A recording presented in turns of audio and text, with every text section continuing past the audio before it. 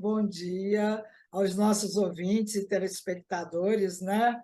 Hoje, nessa manhã, dia 21 de março de 2023, nessa terça-feira, eu estou aqui me dirigindo aos ouvintes e telespectadores da Taba TV. Eu sou Helena Reis, e vocês já estão cansados, carecas de me conhecer, né? Até no programa falou disso.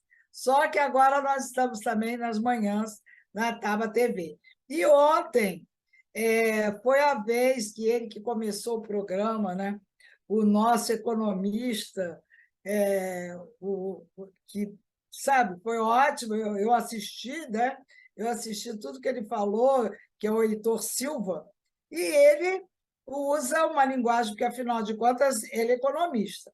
Então, por menos que ele diga, por mais que ele diga, que ele que vai traduzir, não vai usar aquela linguagem de economista, ele sabe muito de economia. E hoje, por acaso, que é mero acaso, eu também vou falar um tema que tem a ver com economia, porque eu quero falar sobre a reforma dessa tributação que está em curso aí, sabe, da tributação no Brasil, e que está em curso já para ser levada para o Congresso Nacional para ser votada.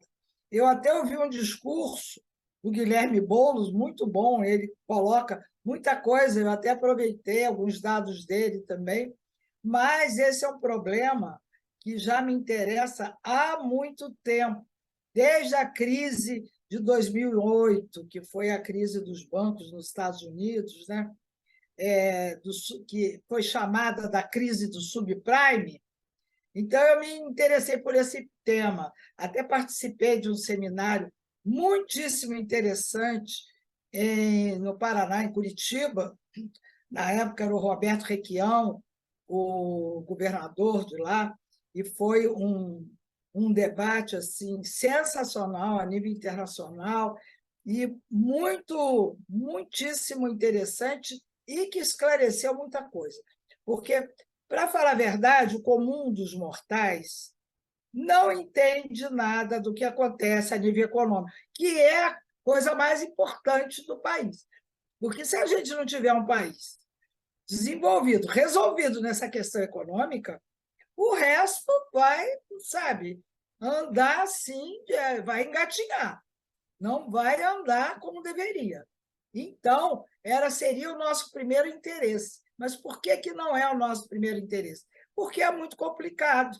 E os economistas, claro, ao invés de traduzir, de colocar o nível da maioria da população para que pudesse entender, eles ainda querem complicar mais. Então, eles usam jargões muito estranhos e que ninguém sabe do que se trata e ficam repetindo aquilo indefinidamente.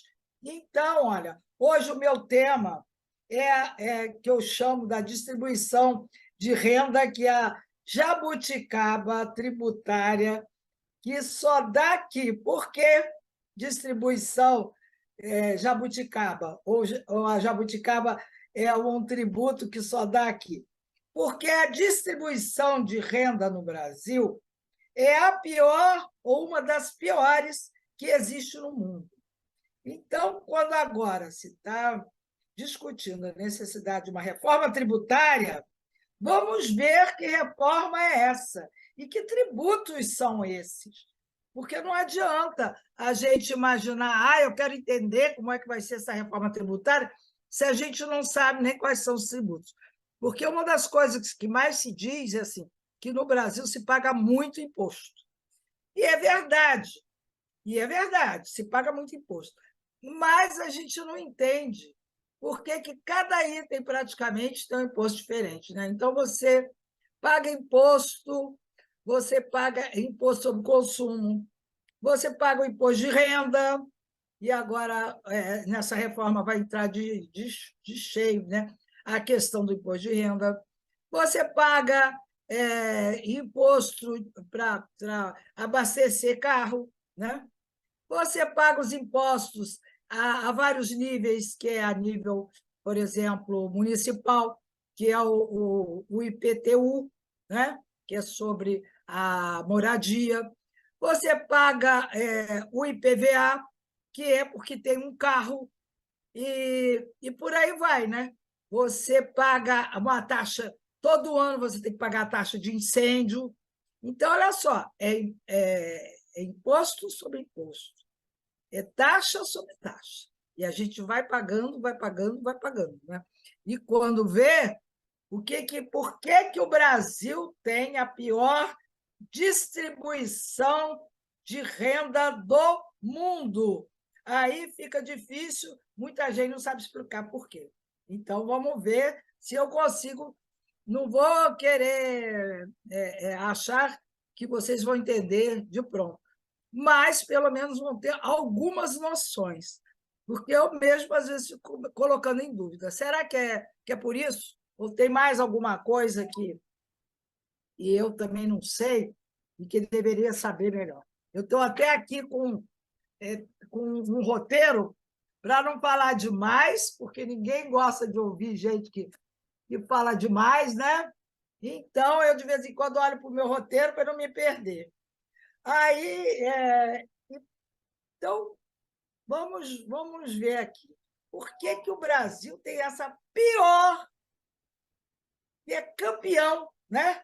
Tem a pior distribuição de renda do mundo, e é o campeão das injustiças sociais, porque acaba sendo campeão das injustiças sociais. Porque se a distribuição de renda é terrível, é errada, sabe, vai beneficiar só um lado, não pode. Da pirâmide, né? Geralmente é o alto da pirâmide. Quando a gente pensa que o alto da pirâmide é ocupado por 0,01% da população, a gente, como assim? Né? As pessoas mais ricas do Brasil, elas fazem parte do 0,01% da população, né? E são os mais ricos. Isso é uma história muito triste até. Então, eu poderia começar também falando que essa má distribuição de renda tem motivos históricos. E tem, claro que tem também. Até, vamos dizer, motivos subjetivos, não sei se seria essa a expressão subjetiva, mas, por exemplo, a escravidão. Né? Nós fomos um país escravocrata. Então, evidentemente, que quando um fazendeiro comprava uma mão de obra escrava, ele é como se estivesse comprando uma máquina. E o que você faz com a máquina? Você pode usar a máquina o tempo que você quiser. Não existe nenhuma regulação. A única regulação da máquina é que, se você usar e abusar da máquina, ela acaba antes do tempo e você tem que comprar outra, né? Mas isso podia acontecer também com o escravo. Se ele fosse muito maltratado, ele podia morrer antes do tempo, né? E muitos escravos foram, né? E o fazendeiro tinha que comprar outros para repor a mão de obra, né? Que ele tinha matado direto ou indiretamente. Por que direto ou indiretamente? Porque você açoitar alguém durante horas ou qualquer coisa assim, você vai, né? Evidentemente, provocar uma desestruturar aquele indivíduo, e ele vai estar pronto para não aguentar, não resistir, por várias N razões. Mas, enfim, eu poderia também dizer, historicamente, que essa má distribuição de renda é que nós fomos um país colonizado, né? Colônia de Portugal e, de uma certa forma, da Inglaterra. Por quê? É uma coisa assim, que é um viés, né? Nós fomos colonizados pelos portugueses, mas os portugueses, por sua vez, tinham uns tratos lá com a Inglaterra e pediu bênção à Inglaterra. Consequentemente, eles abriam muito para a Inglaterra, de modo que os ingleses aqui também penetraram, né? Trazendo máquinas, trazendo, por exemplo, meios de transporte como o bonde, como o trem, e muita coisa que eu não quero entrar em detalhe aqui, que não veio ao caso. Mas esses são dados históricos. Mas, no duro, vamos falar alguns itens do por que essa distribuição de renda é tão estranha, horrível, pífia, E por quê? E quais são essas provas? Quais são as provas do crime? Porque é um crime. Na realidade, isso constitui, para mim, um crime. Então, a primeira prova, né? Se eu disser assim, e olha isso, muita gente não sabe, uma pessoa ganha 6.000 reais por mês. Ah, um bom salário e tal. Quanto que ela paga de imposto de renda? Muita gente não tem ideia. Ela paga de imposto de renda um equivalente a 27,5% ao ano sobre esse total. Agora, uma pessoa que, ao invés de ganhar 6.000 reais por mês, ganha 600.000 reais por mês, ela vai pagar mais ou menos a mesma coisa, proporcional a essa quantia que a pessoa paga ganhando 6.000 reais por mês. E isso ninguém sabe. Ou se sabe, não entende muito bem e procura explicar. Então, é isso que a gente quer hoje demonstrar aqui. Segunda razão, né? Qual seria a segunda prova, né? Através do patrimônio. O Estado, evidentemente, que ele tem que tirar recurso, né? Através das questões econômicas que ocorrem no Brasil através das pessoas, né? Então, você tem o patrimônio. Então, a renda desse patrimônio, o que você faz com o seu patrimônio, você ter, por exemplo, uma casa, você ter uma fazenda, você ter um negócio e tal, você pode vender, você pode viver trabalhando em relação àquele patrimônio, ou pode até vender. Então, quando você vende, por exemplo, se morre a pessoa, então, por herança, esse patrimônio tem uma taxação. Então, é uma outra questão, né? Que taxação é essa? E aí a gente tem que fazer uma comparação com outros países, não é verdade? Agora, quando a gente fala, o país, ele assim, não é legal, tarará, aí diz assim, vai fazer comparação com o país comunista? Não, aí porque é comunista. E aqui nós não somos um país comunista. Mas então eu não vou fazer comparação com o país lá do outro lado, comunista ou socialista, seja lá o que for. Eu quero fazer uma comparação com um país que é, vamos dizer, sede do capitalismo, representa o capitalismo como nenhum outro, que são os Estados Unidos. E também até falar da OCDE, que é a Comunidade Europeia, né? Então, esses países, ninguém vai colocar em questão, não é isso? Então, a gente tem que comparar o que eles fazem, né? O que eles fazem, o que nós fazemos, né? Então, vamos ver como é que é essa comparação aí, né? E é incrível, porque os Estados Unidos, uma herança, você vai pagar quase que 50% sobre essa herança. E no Brasil, a gente paga 24%. Então, enquanto aqui é 24%, lá, eu falei 50%, mas é muito mais. Pode chegar, dependendo até do governo no momento, teve uma época que chegava a 60%, não sei se foi na época do Obama, porque isso também tem uma variação, dependendo do governante. Mas, por exemplo, na época do Obama chegou a 60%. Ou seja, aqui nós pagamos menos um terço a menos do que um terço, né? 60% para 24%. O aumento é muito maior, 3 vezes mais.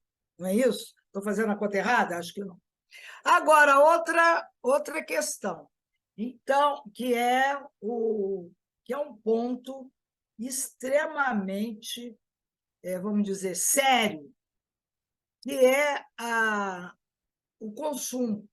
O que se paga, a tributação que se paga sobre o consumo. Como assim sobre o consumo? tudo que a gente consome tem um tributo ali. E, às vezes, não é nem só um tributo, pode até ser mais de um. Mas vamos considerar que seja um tributo.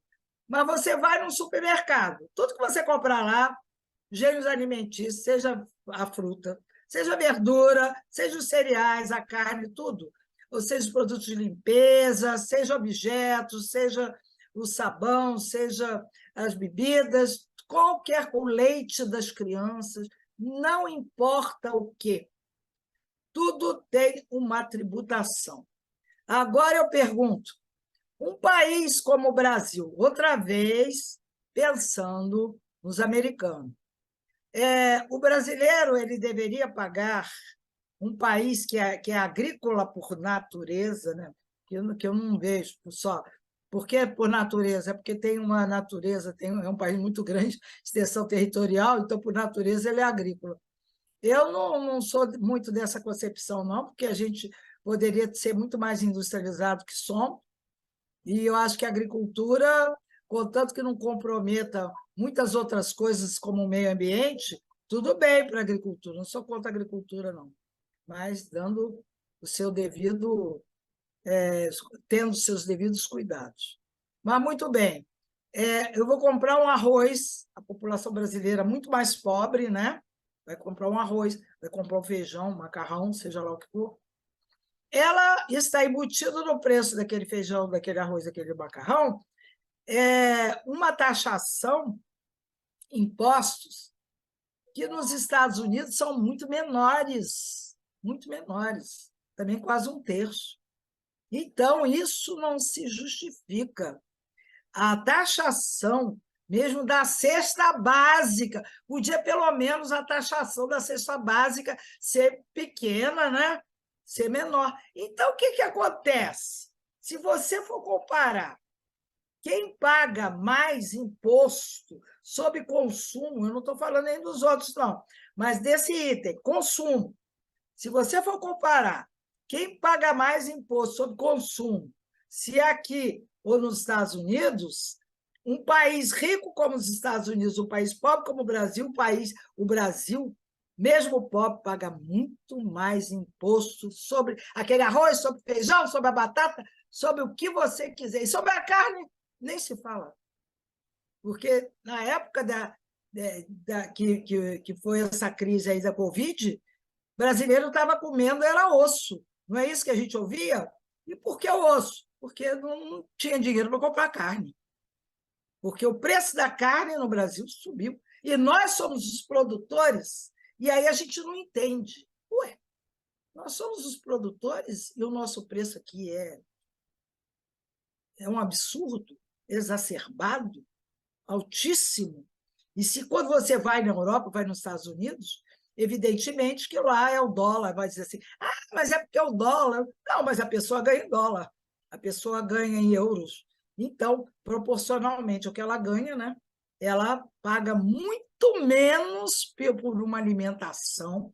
A gente até pode achar caro, porque nós estamos com o nosso dinheirinho aqui em real, que nós traduzimos pelo dólar, traduzimos pelo euro, aí chega lá, a gente faz a conversão para o real e diz que fortuna que eu estou pagando por um prato, mas a gente não pode ter esse raciocínio.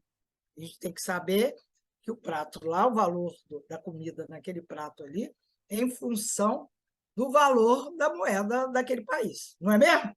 Então, o brasileiro, às vezes, pode fazer essa confusão, porque isso dá margem à confusão. Muita gente faz, eu já vi gente dizer, não, eu não posso ir à Europa, porque é tudo tão caro. Sim, pela diferença da moeda, mas não que lá seja tudo caro. Entende? Quer dizer, é diferente. Então, veja bem, já falamos da tributação, então, sobre consumo, e que isso vem, se você for medir assim, quantos por cento da população paga pelo consumo? Da população pobre, da população da classe média e da população rica. Quem vai pagar mais pelo consumo? A população pobre ou a população rica? Estatisticamente, é a população pobre que paga mais. Aí vocês vão, como? Claro, a população pobre ela é numerosíssima. Eu não falei que na pirâmide no topo da pirâmide tem 0,01% da população, ou seja, né? É um número ínfimo de pessoas. Né? Agora, outra coisa, você veja, eu falei do imposto, você tem um carro, você paga o IPVA, né? Você paga o IPVA. Aí, se você tiver um carro deteriorado, um carro já calhambeque, e aí você tem que pagar o IPTU. E se você não pagar, não tem dinheiro para pagar o IPTU, não, o IPVA. Se você não tem dinheiro para pagar o IPVA e passar numa blitz e a polícia te parar, esse carro vai parar onde? No pátio. E aí, quando o carro para no pátio, o que acontece? Para você conseguir tirar ele de lá, haja dinheiro. Eu já vivi essas experiências. Outro dia mesmo, quase 11 horas da noite, eles levaram o meu carro ali na Amaral Peixoto, que eu moro aqui em Niterói. Eu estava na Câmara dos Vereadores, numa sessão lá. E eles me levaram o carro, porque eu não sei, porque estava na vaga, eu tenho minha vaga de idosa, né? As prerrogativas da idade, então eles levaram. Agora, para eu tirar, foi um sacrifício, porque aí eles inventam 1000 coisas, e aí e a mais comum é assim: não podemos resolver nada porque o sistema hoje não está funcionando. O sistema é o sistema, né? Que vai ao ar aí né? Está fora do ar, não pode. Eu não posso ver teu nome, não pode. Tá tudo, as máquinas param todas porque você está fora do sistema, né? Isso é muito comum e eles fazem isso assim a 3x2. Nessa minha experiência, eu acho até que quero passar para vocês, porque aqui o pátio aqui de Niterói, como é que foi resolvido e eu consegui liberar meu carro? Que de repente alguém que estava lá, que não gostou daquela história, porque ele tinha um Uber e aí ele precisava trabalhar, o carro já estava lá há um tempão, e aí ele telefonou para um amigo, não sei o quê, que era da polícia.